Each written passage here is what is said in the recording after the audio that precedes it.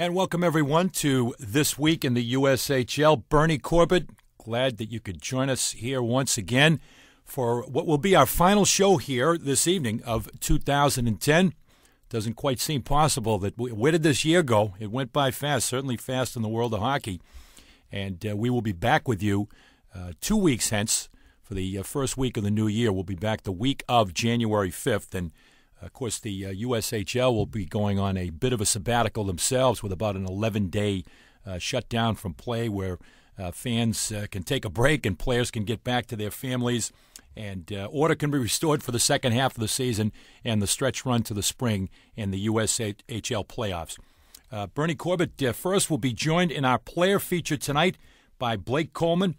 Blake is a forward for the Indiana Ice, just turned 19, a native of Plano, Texas. And we'll talk to him a little bit about, once again, coming from one of the, as we say, non-traditional hockey areas of the country, although that's becoming fewer and far between. Areas such as Texas and California are states that have become big producing hockey states. We'll ask about some of what his influences were in coming to the sport of ice hockey and now to the USHL.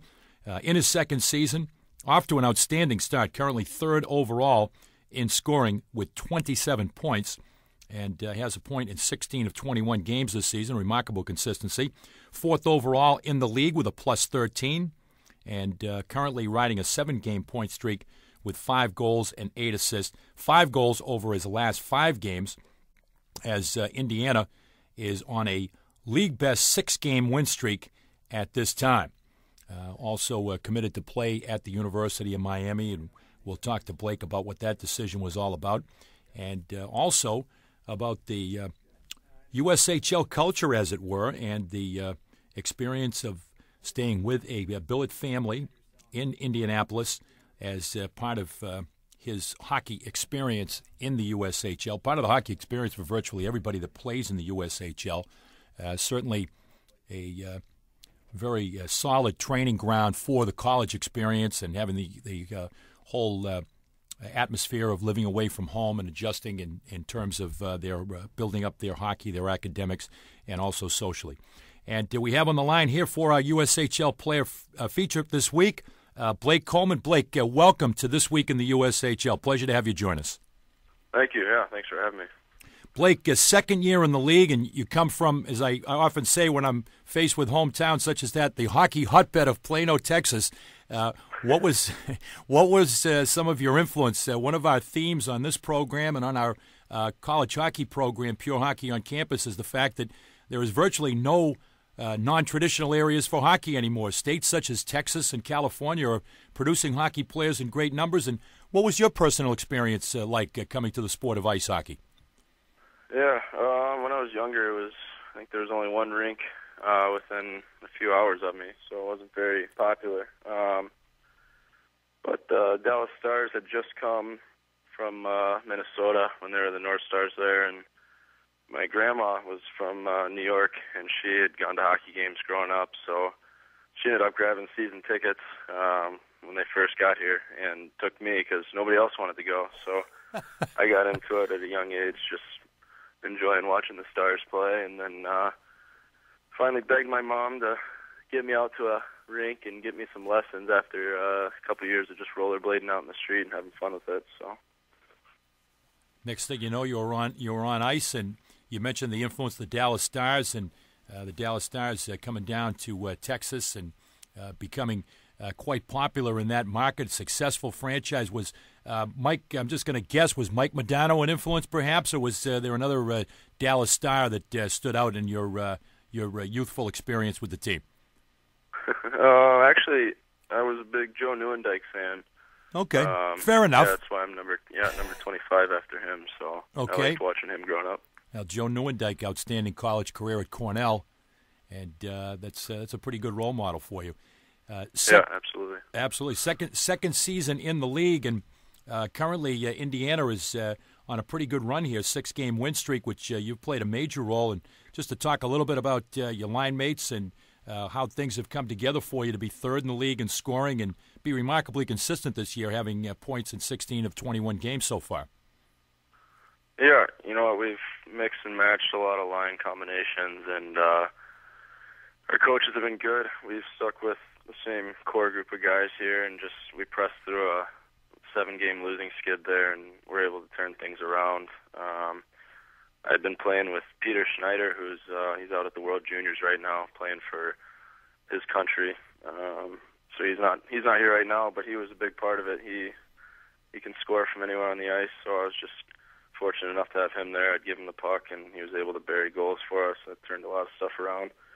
And then obviously Brian Ferlin, who I played most of the season with last year as well in Indiana. He protects the puck better than anybody that I've ever played with, and he's going to come out of the corners with the puck more than not. So it's been nice getting the puck, moving around with him, working out of corners, and we've kind of meshed well together as a line and been able to put up points. And as of late, Daniel Tarasov, he's filled the role of Schneider, and he's just been able to score pretty consistently and at will lately. So it's fortunate enough to have a kid who has that much talent to be able to jump in and have no bump in the road for our line. So it's been great.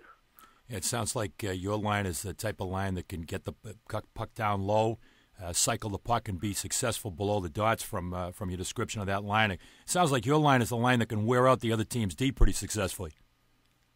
Yeah. I mean, we definitely try to. Ferlin's a big, strong kid, and I try to battle as hard as I can in the corners, and then whoever is playing on our line usually just has that room in the slot, and we try to give them enough time with the puck to put goals in, and we like to pitch in ourselves as well. But we definitely try to wear down teams, and it's been really a common theme for our team to score late goals, so maybe that has something to do with it. I'm not too sure. Yeah, absolutely. Certainly it would seem to be the case. And just to give a perspective on what it's like to have 2 seasons in the USHL, Blake. Last season, your numbers, 58 games, are very respectable. You had 28 points. Now here you are out of the gate. You got 27 points already. Just to talk a little bit about what it's been like from year 1 to year 2 in terms of what seems to be a pretty big leap in your development and having that experience behind you from a year ago. Yeah, well, it took me a little while to feel my way into the league last year. I actually played in Tri-City for the first little bit of that. I got traded here, put into a third-line kind of role, which, I accepted. I was completely fine with, and I did everything I could to help our team win in that way. This year, Coach Scott's been great. He trusts me with a little bit higher role, and I've been through the same sort of transition, actually, with midgets. I had a similar. My first season was kind of a third-line role player, and then took off a little bit in my second year once I found a line that we worked well together. So it wasn't a strange territory for me, but definitely experience has helped. The game slows down a little bit in the second year, and you're more patient and a little more confident, obviously. So that's a big part of it, but also it's always big to have good line mates, so I've been fortunate with that as well. Absolutely. And currently there are 10 other players from Texas playing in the USHL. Are any of the guys that you're crossing paths with also grew up playing in that Dallas Stars youth organization? Or are they from, Texas is a big state, or are they other parts of Texas?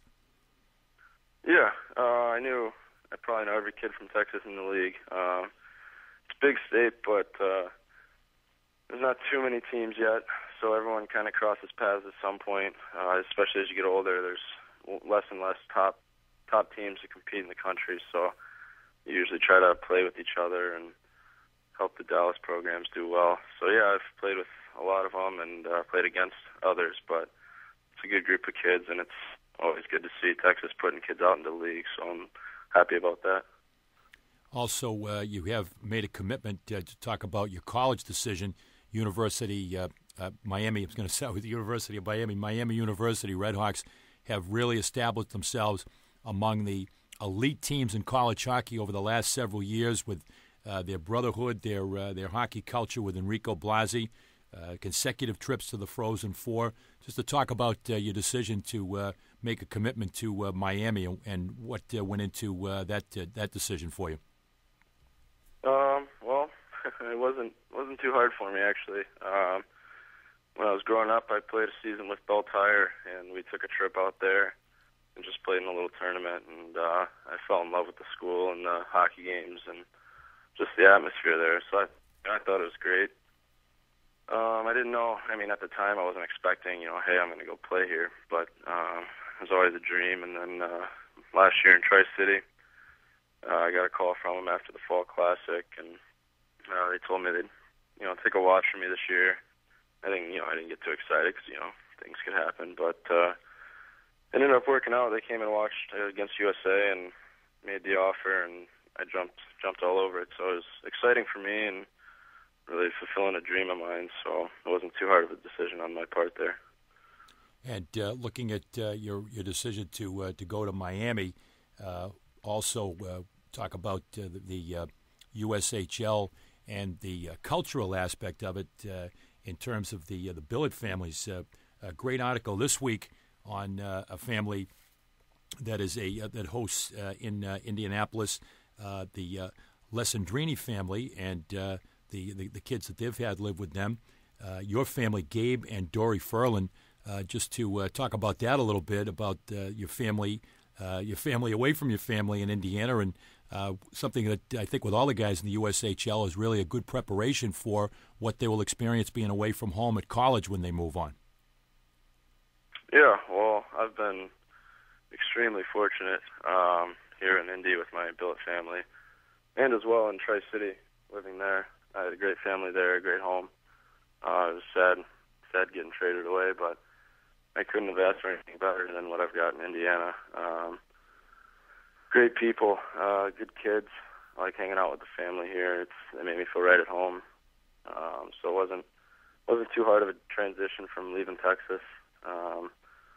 But they cook good food for us, and anything we need, they're there for us. So it's great to have them and their support. And also Babo, we do spaghetti tables over at his billet house. Uh-huh. He's the housing coordinator here. He's a Red Hawk. Well, he's a Redskin actually, but he has all the Miami boys and a couple other guys come over once a week for a big spaghetti table, and it's become a big thing for us. And he's always putting the Red Hawk news on us, so it's always good to be over there and have a good time at his house as well. So he has a Miami background also. That's pretty nice for you. Yeah, absolutely, it is. Blake. We want to wish you the best. You're off to such a great start here. I'm sure that the coaches in Miami are very pleased to see the numbers you put up and the real strong plus-minus rating, and want to wish you the best of the holidays, opportunity to relax a little bit away from hockey and be back at it. And we may be talking to you again down the road on This Week in the USHL as you and your Indianapolis team hits the second half. Yeah, absolutely. That sounds great. Blake Coleman, our guest in our USHL player feature on This Week in the USHL.